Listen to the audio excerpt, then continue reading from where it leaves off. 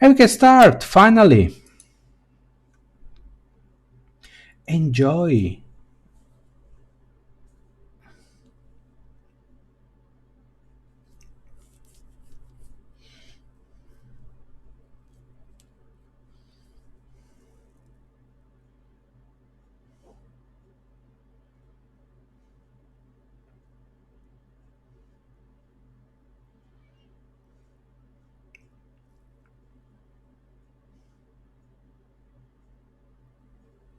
Okay, actually, now remember, the intro movie has some sounds, but really you're not missing that much. Okay, so you have some, we can, okay, enlarge the window. So first thing we have to do is create new world. So everything is created from scratch. Okay.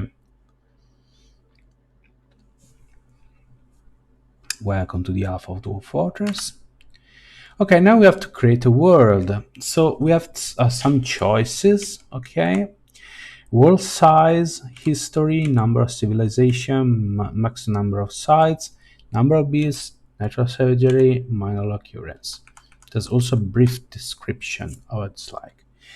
So world size, as I said, the larger the world, the more fun things can happen.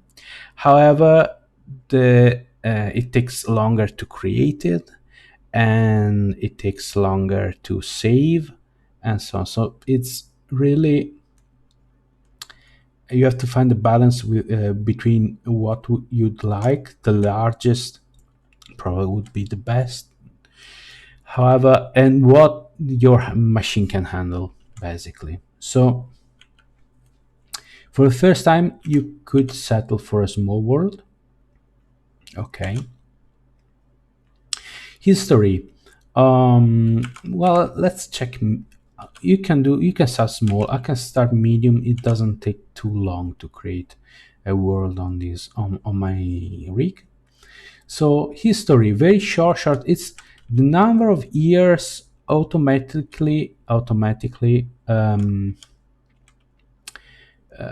played in the background by the AI. So the history of the world when you start playing, the longer you wait, the richer the history is. So you start having civilization rising and falling, large scale wars between civilizations, heroes, legends, and stuff.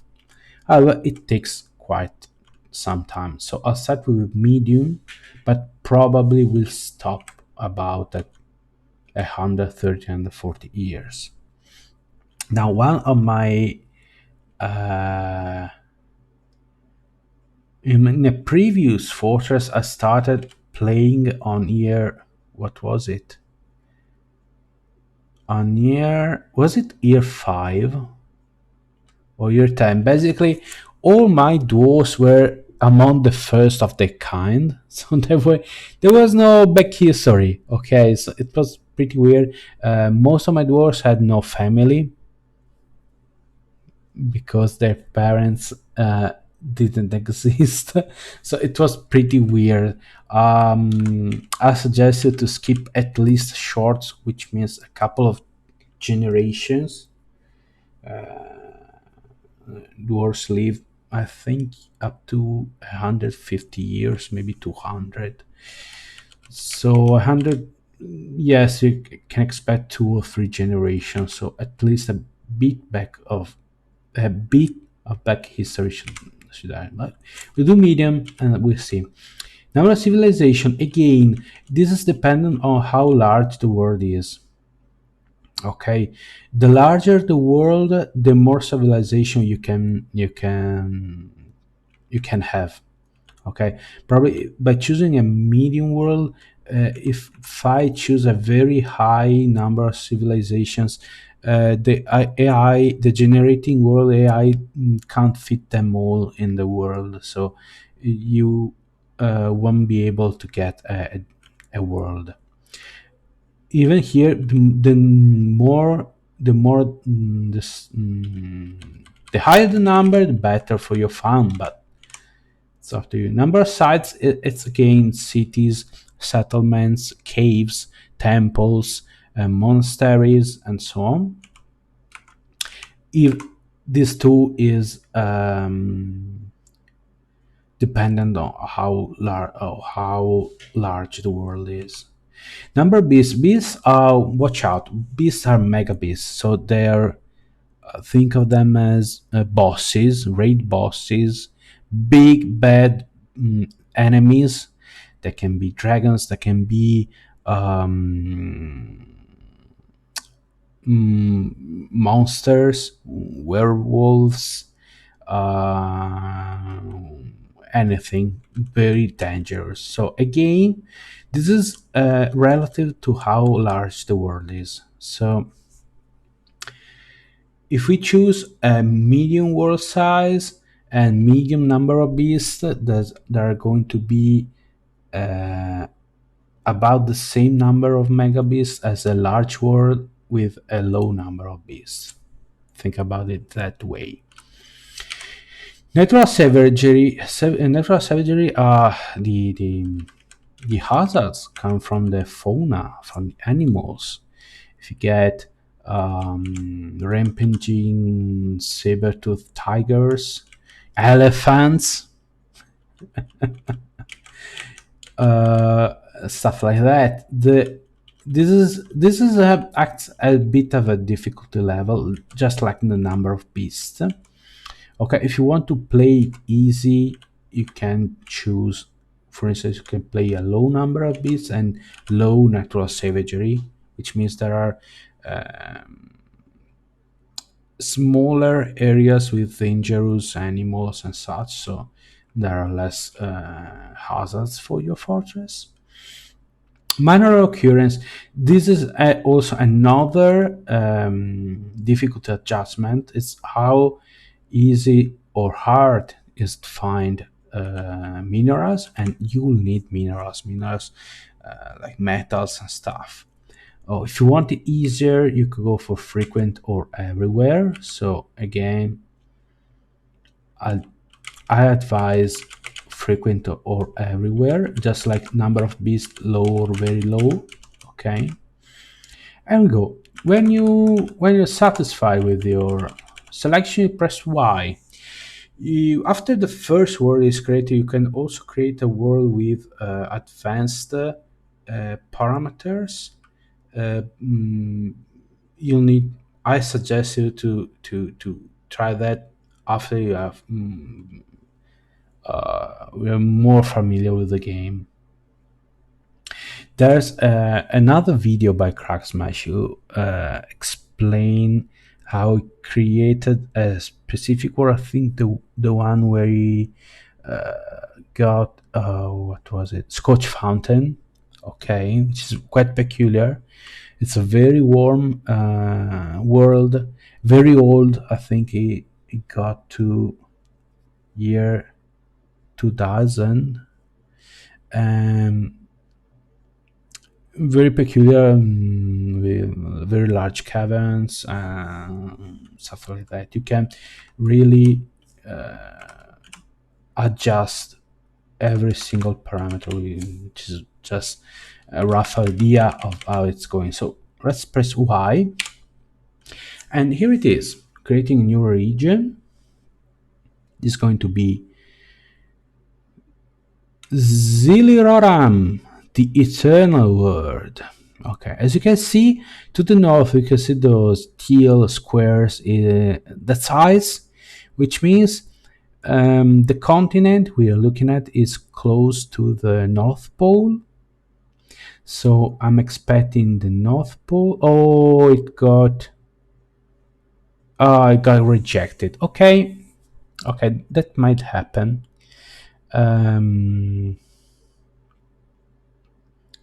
Okay, this is, I can see no poles, so it's probably a midsection. near the equal. Oh no, that's another. Okay, that's the South Pole. I can see. Basically, if the word generator gets to a point where it can't um, it can't place the civilization, lakes, rivers, and such, it forfeits the region, starts over. As you can see here, as you can see, that's creating new region, 3 rejected. So this is the fourth attempt at creating a region. Okay, we already here, as you can see here, 111. So we're already simulating life in the history, simulating the history of the place. Okay, so historical figures are characters that did something worth mentioning. This is the easiest way to put it.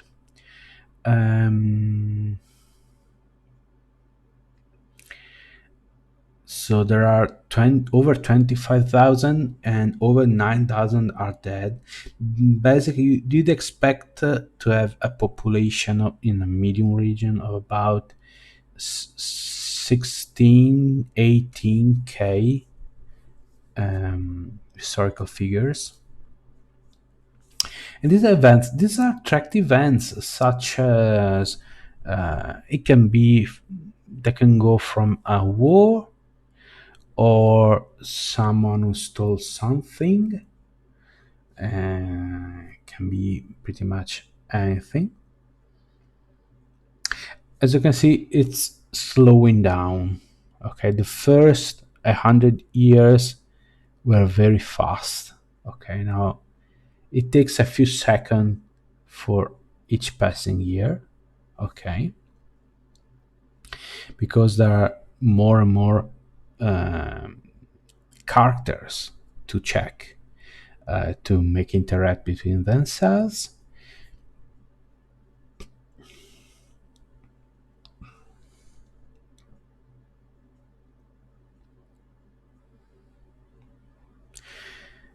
Okay, let's see now.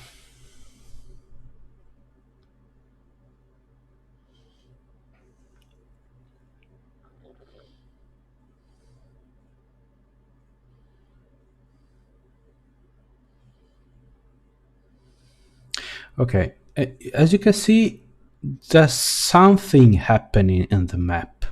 It's very slow, so you might not catch it, but there are maybe new settlements. These omegas symbols here are settlements like fortress, cities, and such. These white omegas. This is, by the way, how the game looks. It's in its natural state. Okay, you can see that there are roads here. This something popped up here. Okay, these purple things, these are evil zones. Okay, or potentially really dangerous zones. That could be a land of the dead, necromancers, stuff like that. Yellow's deserts. Gray here, hills, usually passable hills. So this is some mountain chain here as well. Here you can see the peak. Here is snow. The snow. This is probably the South Pole. Okay. Okay, year 167. Okay, I'd say we can stop here. So anytime we could go on till year 250, but it's going to take quite a while. I don't want to bore you too much. Anytime you can press enter or ask. Okay, to pause finish, so we'll hit ask. It will finish to uh, simulate that year fully.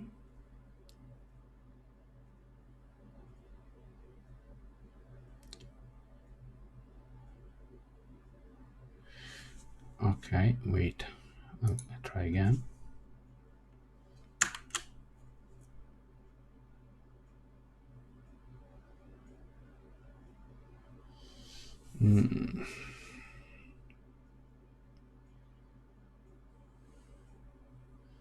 It's probably having too much fun simulating, so it doesn't want to stop.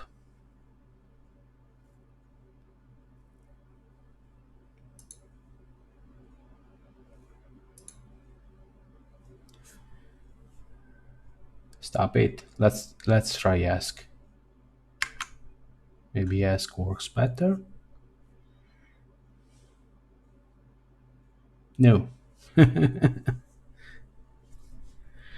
Oh my gosh. I guess we'll have to wait till year 2000, 250.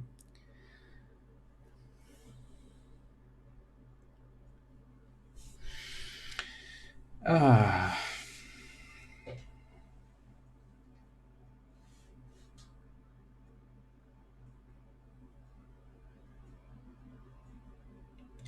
So this is, as I said, this is a media world. Okay, so it's the second largest. And my computer, my gaming rig is a Core i7 7700 K. So it's a tad old.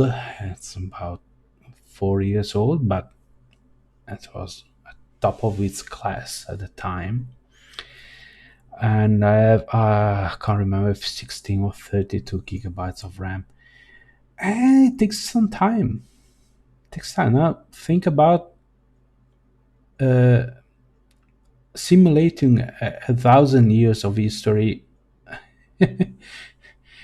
You might want to start that in the evening, and maybe the next day is done.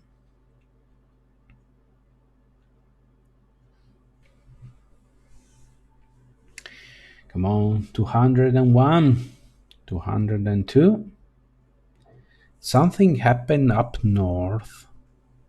Okay. By the way, this is a section. Okay.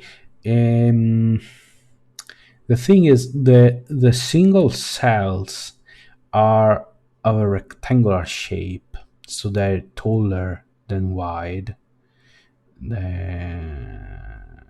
So we chose. It said, what was it? 167 by 167 cells.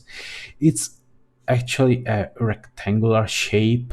Okay, we're elongated. So probably here to the south there's a south pole, but we might reach the equator. I don't know how this is pronounced. Up to the north. Okay, you might end up having a slice of a world going from pole to pole. This is random, but if you choose to go with the manual advanced choices for the world generator, you can decide otherwise. You can decide to have the North Pole or the South Pole or both. Okay. Anyway, we're looking. What I meant to say is that we're looking at about half of our map. There's going to be probably up over the screen more of it. Okay. 219. Okay, I'll have a sip of water.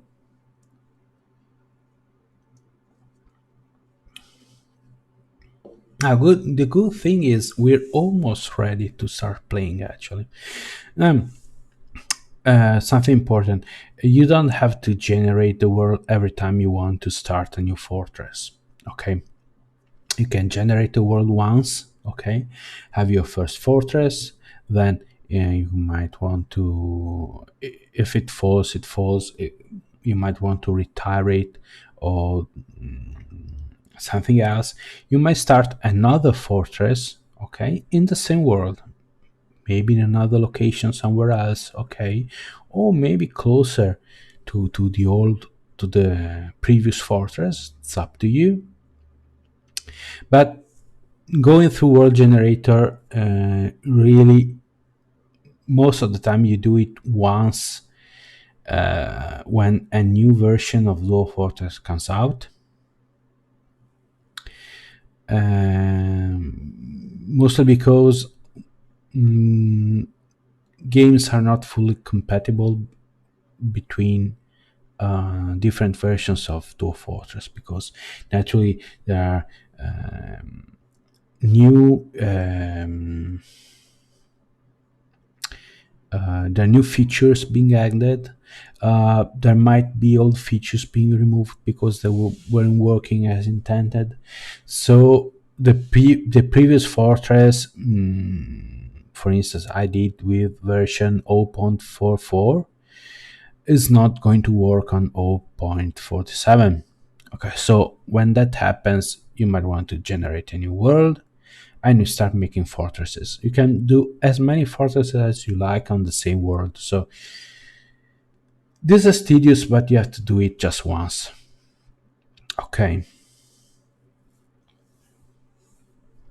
Year 238. We're closer. I wanted to stop before, but damn new. It doesn't let me. I tried yesterday. Okay, I did a rehearsal of the thing and went nicely. It stopped right when I asked it to. I don't know what's wrong with it now. Anyway, as I said before, if you have questions, okay, you are very welcome to ask them. This is the main reason why I decided to do a stream instead of a YouTube video. I think if you're interested, just pop a question, okay, and you get it answered straight away. By the way, I'm not a pro at Dwarf Fortress. I'm still learning myself. I got the basics, okay, through personal experience and watching videos. There are a lot of advanced things I never tried. Okay. Oh, we're done. That was quick. Ziliroram, the eternal world has been created. We can abort. We can export the image info. Okay. And enter to accept. So we can use the arrows. By the way, it's mainly it's mainly controlled with the keyboard. So you can see here in the C, I guess it's C. Okay, yellow cross. That's my cursor. Okay, up here they're telling me the region. Okay, here we're in the continent of haze and the region of the defensive hill.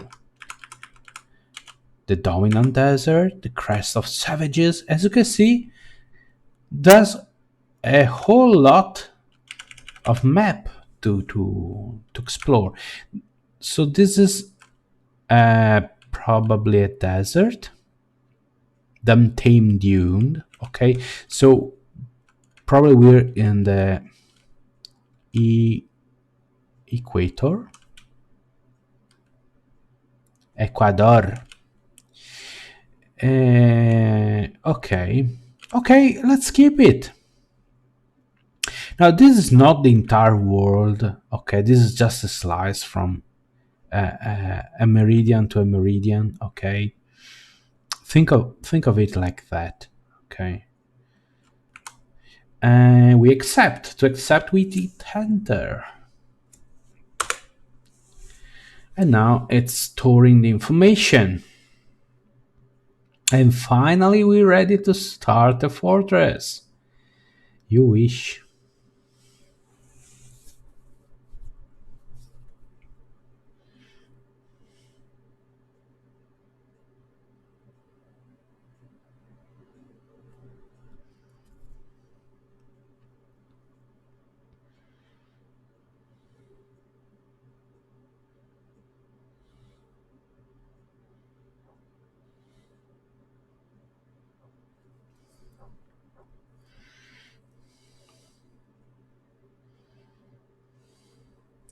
Okay, now it's saving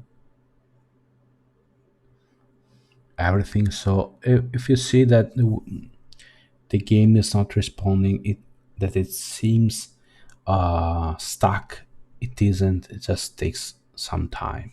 Okay, so we could create a new word. For instance, you can have as many words as you like. Okay, and that's not a problem. I can design new word with advanced parameters. Okay, that's what I said before. And we can start playing. It asks me, okay, you're going to play in Ziliroram. Okay, in the folder region 1. This is the only world I have. If I had more than one world, it will let me choose which one. Okay, you can play Dwarf Fortress, Adventure, Legends. So starting from bottom, Legends, it lets you check the history of the region of the world. So every single historical figure, every single site, what happened, every single event. Okay, it's useful if, for instance, you'd like to snoop around or write something about it, write a story about your fortress, about the outside world. This is basically what Cracksmatch, for instance, use to check for um, historical events, or for instance, when your dwarf draws a picture or engraves something, okay, of historical importance, you have no clue what it's about, so you check in Legends. Adventure is a different take. It's more typical RPG. Think of it as an RPG. You control one or more characters. As you explore the world, do whatever you like. It's very sandbox like. Okay. Dwarf Fortress is the meat and potato game mode. Okay, I'm going for that. You're probably just looking